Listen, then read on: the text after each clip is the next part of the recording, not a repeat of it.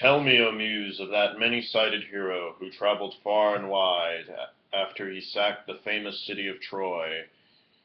Many cities did he visit, and many were the people with whose customs and thinking he was acquainted. Many things he suffered at sea, seeking to save his own life, and to achieve the safe homecoming of his companions. But do what he might, he could not save his men, for they perished through their own sheer recklessness, eating the cattle of the Sun-god of Helios. So the god prevented them from reaching ever home.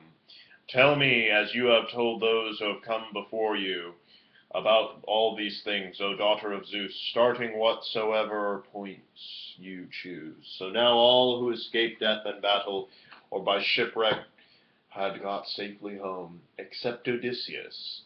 And he, though he was longing for his return to his wife and country, was detained by the goddess Calypso, who had got him into a large cave and wanted to marry him.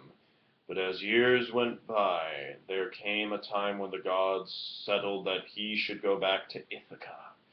Even then, how, when he was among his own people, his trials were not yet over.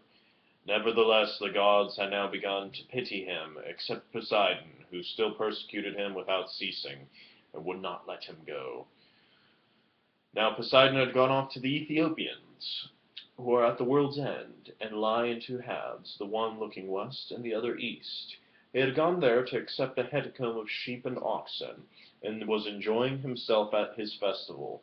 But the other gods met in the house of Olympian Zeus, and the sire of the gods. Men spoke first. At that moment he was thinking of Aegisthus, who had been killed by Agamemnon's son Orestes. So he said to the other gods, "See now how men consider us gods responsible for what is, after all, nothing but their own folly. Look at Aegisthus. He must need to make love to Agamemnon's wife unrighteously, and then kill Agamemnon, though he knew it would be the death of him.